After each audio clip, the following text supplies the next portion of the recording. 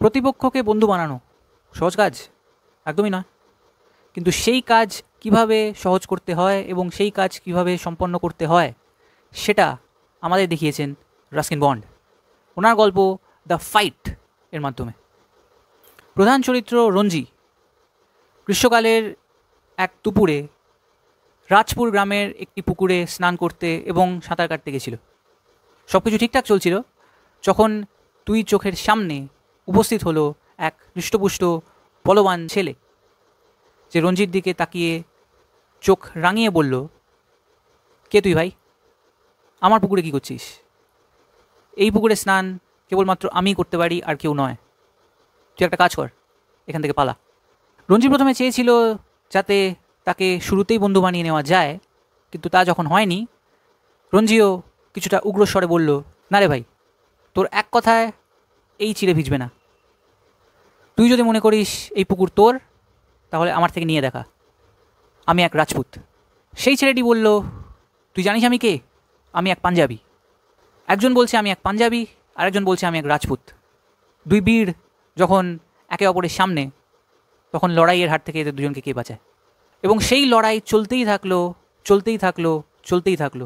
পুকুর পাড়ে, পুকুরে 15, 20, 30, 45 মিনিট ধরে এ ওকে মারছে, ও একে মারছে, কখনো ঘুষি, কখনো থাপ্পড়, কখনো লাথি, কি না। কিন্তু এই মারপিটের যে কি সমাপ্তি তা কেউ বুঝতে পারছিল না। না সেই পুকুর বুঝতে পারছিল, না সেই গাছগুলি বুঝতে পারছিল, না সেই পাখিগুলি বুঝতে পারছিল যারা আশেপাশে ডালে বসে এই লড়াইটি দেখছিল। সবার প্রথমে ওই ছেলেটি রঞ্জিকে একটি থাপ্পড় মারে, যাতে রঞ্জির মাথা ঘুরতে শুরু করে দেয়। কিন্তু যে রাজপুত, সে তো পিছু পা হবে না। সে উঠে দাঁড়িয়ে জোরে এক ঘুষি মারল ওই ছেলেটিকে, এবং ও বুঝতে পারল যে সেই হাড়ে কত জোর। একটা সময় এলো যখন দুজনেই ক্লান্ত হয়ে পড়ল। দুজনেই বুঝতে পারল যে এর কোনো মীমাংসা হচ্ছে না, কে জিতবে কে হারবে কিচ্ছু বোঝা যাচ্ছে না। এইভাবে যদি চালিয়ে যাই, কিছু না কিছু উল্টোপাল্টা ঘটে যেতে পারে। তাই দুজনেই সরে দাঁড়ালো, এবং ওই ছেলেটি বলে উঠল, তুই বেঁচে গেলি যে তোকে আজকে আমি ছেড়ে দিলাম, কিন্তু এই পুকুরে যদি স্নান করতে হয় আমাকে হারিয়ে দেখাতে হবে, যেটা তোর পক্ষে অসম্ভব। আগামীকাল আয়, তোকে দেখে নেব। রঞ্জি বলে উঠল, ঠিক আছে, দেখা যাবে, কাল আসবো আর তোকেও দেখে নেব। দুজন দুদিকে চলে গেল। সেই দিনের মতন এই মারপিট থেমে গেল। রঞ্জি জানতো যে ঘরে গিয়ে পুরোটা বলা সম্ভব নয়, কারণ বাড়িতে মা চিন্তায় পড়ে যাবে, রঞ্জিকে ঘরে আটকে রাখবে। রঞ্জি চায়নি সেটা হোক। মাকে মোটামুটি কিছু একটা বলে দিয়ে ব্যাপারটি ধামাচাপা দেওয়ার চেষ্টা করেছে। সেদিন সন্ধ্যেবেলা হাটে গিয়ে কিছু জিলিপি তৃপ্তি সহকারে খাচ্ছিল, ঠিক সেই মুহূর্তে রঞ্জিত দেখল সেই ছেলেটি তার দিকে তাকিয়ে আছে।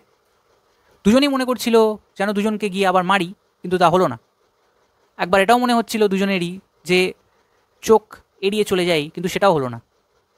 তো এই অবস্থায় সেই দিন কেটে গেল। পরের দিন রঞ্জি পুকুরে গেল ঠিকই, কিন্তু সেই সাহসটি ও পাচ্ছিল না, ক্লান্তির কারণে এবং কিছুটা হলেও গতদিনের মারপিটের চোটের কারণে।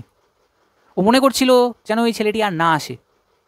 ওই ছেলেটিও সেরকম ভাবছিল, কিন্তু পুকুরের এক পাড়ে দাঁড়িয়ে সে যখন সামনে তাকালো, সে দেখল ছেলেটি ওখানে উপস্থিত।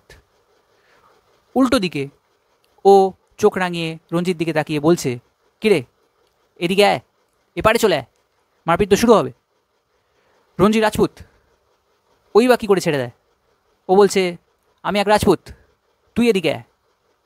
ছেলেটি বলল, পাঞ্জাবির ছেলেকে এই কথা বলছিস? তোকে যখন বলেছি এদিকে আসতে, তুই এদিকে আসবি, নাকি তুই সাঁতার কেটে এদিকে আসতে পারিস না?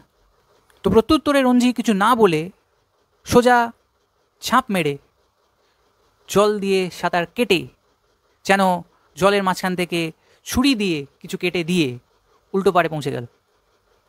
এই দৃশ্যটি দেখে ছেলেটি অবাক হয়ে গেল। রঞ্জিকে দেখে বলল, আরে ভাই, তুই এইভাবে সাঁতার কাটতে জানিস? আর শুধু তাই না, তুই এইভাবে ঝাঁপ মারতে জানিস? রঞ্জি বলল, হ্যাঁ, অবশ্যই জানি। কেন, তুই জানিস না? ছেলেটি বলল, না, আমি তো জানি না, শিখিয়ে দিবি আমায়? সেই সময় রঞ্জি বলল, হ্যাঁ, শিখিয়ে দিতে পারি, অতটা কঠিন কাজ নয় এটা, কি করবি? উঠে দাঁড়াবি, দু হাত দুদিকে ছড়িয়ে দিবি এবং চেষ্টা করবি যাতে তোর মাথা পরিবর্তিত হয়ে যায় তোর পায়ের মাধ্যমে। ছেলেটি সেই অর্থে চেষ্টা করলো ঠিকই, কিন্তু পেরে উঠল না। ঠিক মতন ঝাঁপ দেওয়ার চেষ্টায় তার পেট গিয়ে ঠেকা দিল জলে প্রথমবার। সেই ঝাঁপ ঠিক মতন হলো না। তো রঞ্জি হেসে সেই ছেলেটির দিকে একটি আহ্বান করলো, একটা কাজ কর, যেভাবে বলছি আবার চেষ্টা কর। তো ওই ছেলেটি বলল, কীভাবে করবো ভাই, বুঝতেই তো পারছি না। রঞ্জি বলল, আচ্ছা ঠিক আছে, আমি আবার দেখাচ্ছি তোকে। সেই সুন্দর ঝাঁপ এবং পুরোপুরি জলের তলায় চলে গিয়ে সেই ছেলেটির পেছনে উদয় হওয়া দেখে ছেলেটি আবার অবাক হয়ে গেল। বলল, তুই এটাও করতে পারিস? রঞ্জি বলল, দেখ, তুইও পারবি, অভ্যেসের প্রয়োজন আছে, অনুশীলনের প্রয়োজন আছে, তোকে আমি শিখিয়ে দেবো, অনুশীলন করতে থাক। সেই মারকুটে মনোভাব হঠাৎ এক বন্ধুত্বপূর্ণ আচারে পরিবর্তিত হয়ে গেল। ছেলেটি বলল, তুই প্রত্যেক দিন এসে আমাকে ঝাঁপ দেওয়া এবং এইভাবে সাঁতার কাটা শেখাবি। রঞ্জি বলল, ঠিক আছে, তুই আমাকে কিছু শেখা। রঞ্জি বুঝতে পারছিল যে একটু হলেও ব্যাপারটি নরম হচ্ছে, কিন্তু নিশ্চিত ছিল না কতটা নরম হচ্ছে। সেই সময় ছেলেটি বলল, তোর নাম কী রে? আমার নাম সূর্য, আমি এক পাঞ্জাবি। তো রঞ্জি প্রত্যুত্তরে বলল, আমার নাম রঞ্জি, আমি এক রাজপুত, যেমনটা তোকে বলেছিলাম।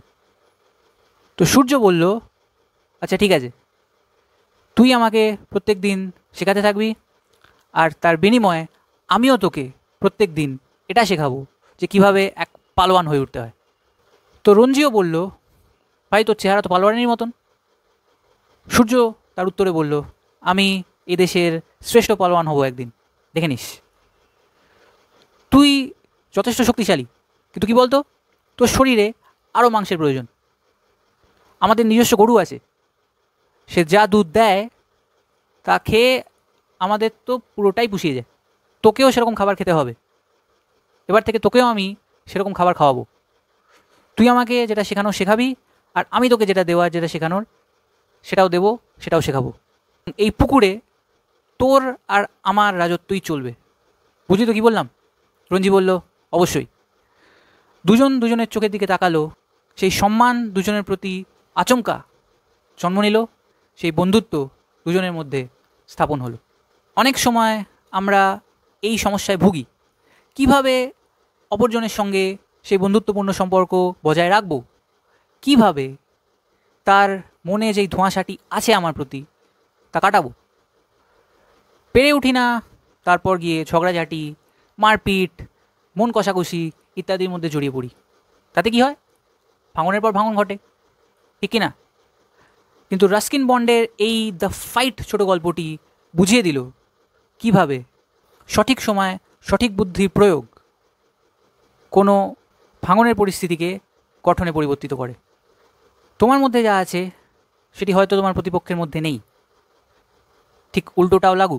তোমার প্রতিপক্ষের কাছে যা আছে তা হয়তো তোমার কাছে নেই, কিন্তু যখন দুজনের দুজনকে প্রয়োজন পড়বে তখন দুজন দুজনের পাশে থাকলে সেই প্রতিপক্ষ ব্যাপারটি বন্ধুত্বে পাল্টে যায়।